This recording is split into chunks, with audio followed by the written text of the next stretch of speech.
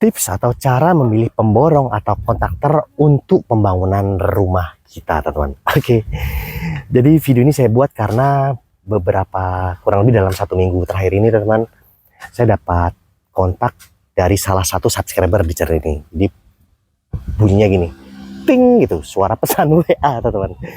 Jadi waktu saya buka, ternyata beliau ingin konsultasi mengenai pembangunan rumah. Beliau tanya dengan saya seperti ini, "Mas Wahyu, kenal dengan orang ini enggak?" Dia tanya gitu, teman-teman.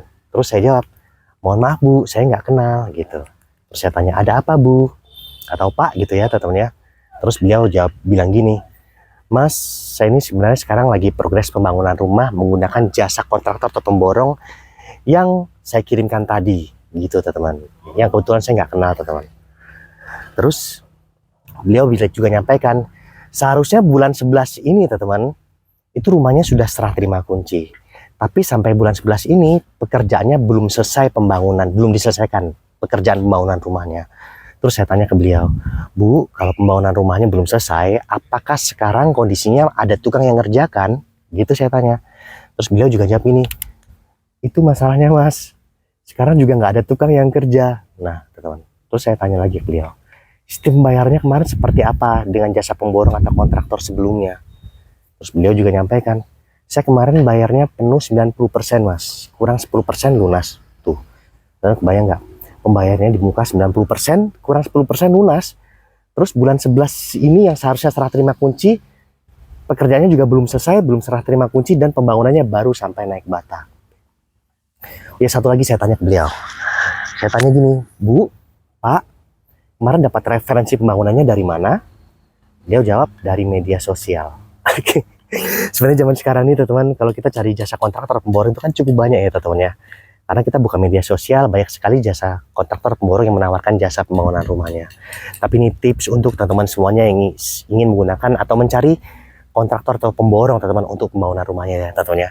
Kita belajar pengalaman dari ibu atau bapak ini yang barusan kontak saya, yang mereka menggunakan jasa kontraktor atau pemborong, ternyata rumahnya nggak diselesaikan dan pada saat rumahnya yang seharusnya sudah diserah terima kuncikan. Jadi kalau sekarang kan zamannya media sosial, teman-teman ya. Jadi kalau kita memilih kontraktor atau pemborong, kita tinggal buka media sosial, kita tinggal milih, teman-teman. Tapi saran saya, teman-teman, nggak perlu tergesa-gesa kita memutuskan. Kadang lihat bangunannya bagus, kita langsung kontak, kasih kerjaan langsung. Nggak perlu, teman-teman.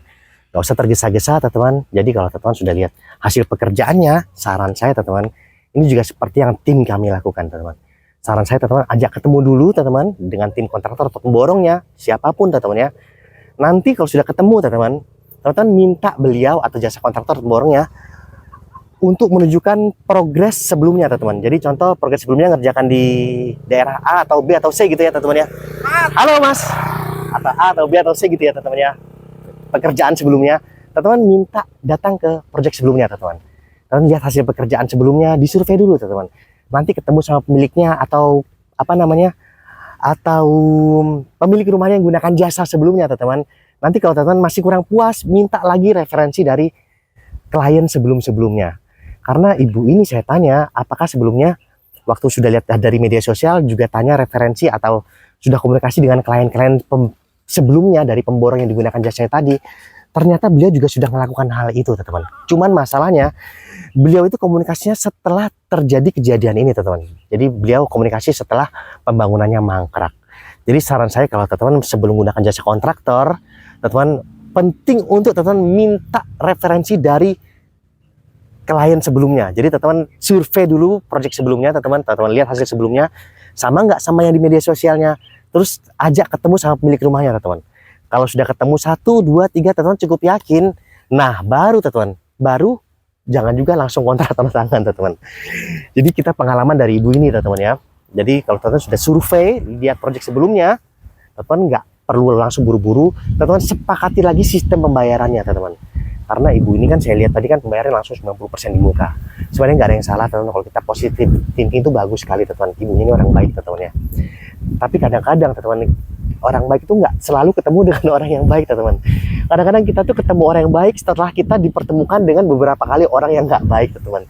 Jadi untuk menghindari hal-hal yang sama-sama nggak diinginkan, teman-teman, saran saya, teman-teman, kalau ada kontraktor pemborong yang mungkin minta pembayaran langsung 100% di muka, 90% di muka, sebaiknya teman-teman pertimbangkan dulu untuk menggunakan jasanya teman-teman. Jadi sebaiknya yang realistis saja. Jadi yang standar-standar saja. Contoh pembangunannya mungkin DP 20%, nanti kontraktornya atau pembornya kerjakan 20% per progres ya.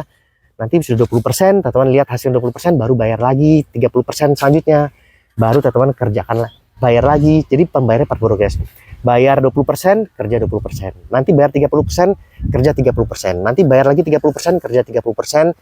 Nanti bayar lagi 20%, kerja 20%. Pokoknya per progres pembayarannya. Ini untuk menghindari hal-hal yang sama-sama nggak diinginkan teman-teman.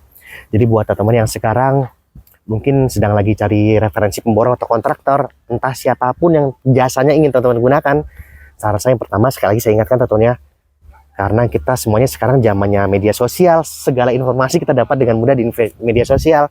Teman-teman nggak perlu buru-buru, teman-teman wajib dan penting untuk minta referensi dari klien sebelum-sebelumnya. Survei lokasi proyek sebelumnya, temui klien sebelumnya, teman-teman. Kalau kurang puas, survei lagi proyek sebelumnya, 2-3 proyek mungkin, teman-teman. Nanti kalau teman-teman sudah struck, sepakati segalanya di awal, dari sistem pembayarannya, dari desainnya, teman-teman, dari semuanya, teman-teman. Insya Allah kalau teman-teman lakukan hal ini, kondisi yang sama-sama nggak kita inginkan nggak akan terjadi. Oke? Jadi buat teman-teman yang sekarang mungkin lagi cari pemborong atau kontraktor untuk bangunan rumahnya, saya doakan semoga selalu diberikan hasil terbaik dan ditemukan dengan tim terbaik. Tapi buat teman-teman yang mungkin sekarang lagi dalam kondisi masalah, mungkin pekerjaannya nggak diselesaikan dengan kontraktor, teman, tetap saya doakan semoga diberikan hasil terbaik dalam setiap upahanya. Oke, semoga bermanfaat. Kalau masih ada yang ditanyakan teman-teman, tulis aja di kolom komentar.